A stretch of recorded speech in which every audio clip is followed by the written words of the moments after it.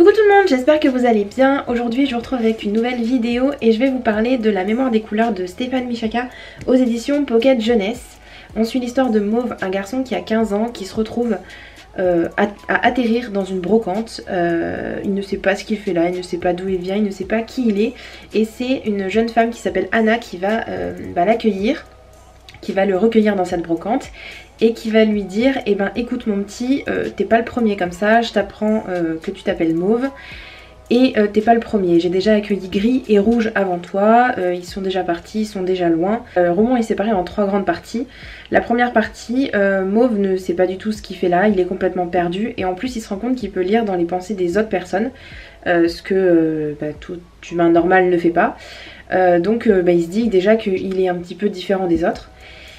Et il veut vraiment savoir ce qu'il fait là et Anna lui dit que Gris et Rouge se sont fait enlever, qu'ils ont disparu au bout de 3-4 jours et qu'elle sait pas où ils sont partis, mais bref c'est pas son problème à elle, donc il se débrouillera quand ça arrivera et tout ça.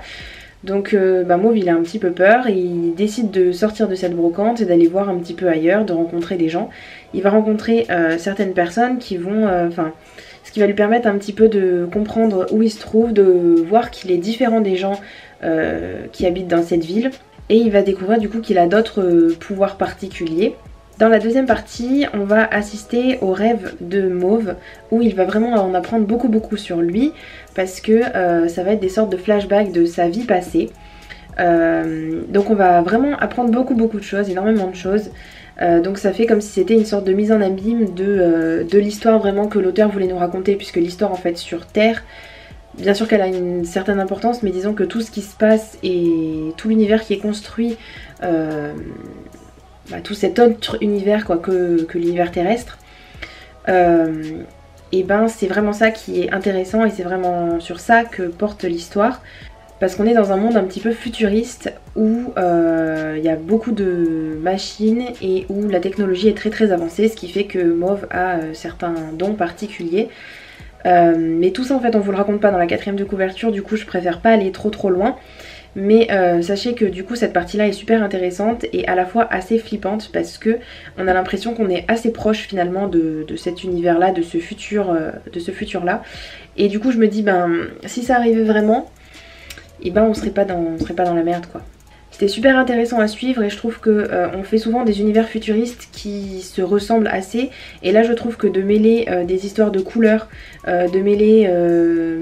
je trouve que c'était assez particulier dans quelque chose qui aurait pu être basique. Je sais pas si je m'exprime très bien, mais je trouve que l'auteur a fait quand même un univers assez particulier, assez propre à lui, et la manière dont il a tourné l'histoire aussi c'était très intéressant, même si encore une fois tout ce qui se passe sur Terre est pas forcément très intéressant, mais disons que ça permet au lecteur un petit peu d'évoluer dans la tête de Mauve durant les 100 premières pages je pense, pour un petit peu voir où il en est et vraiment commencer à s'intégrer à l'histoire avant de vraiment nous mettre le noyau dur de l'histoire.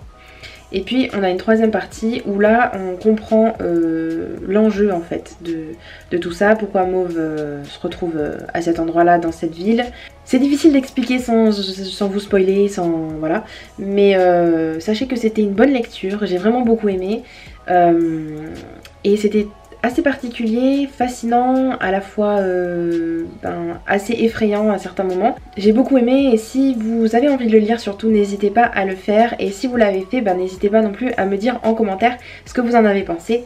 Et puis voilà pour ma vidéo, j'espère qu'elle vous aura plu et je vous dis à bientôt dans une prochaine vidéo du coup. Ciao ciao.